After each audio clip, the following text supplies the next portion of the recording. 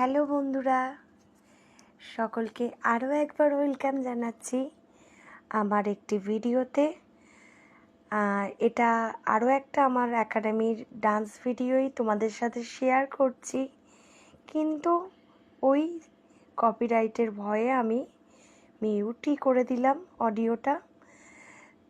এটা ছিল গত সপ্তাহে আমার যে রবীন্দ্র নজরুল জয়ন্তীর অনুষ্ঠানটা ছিল হাওড়া সরোজ সদনে, সেই অনুষ্ঠানের এক ঝলক তোমাদের সাথে শেয়ার করছি।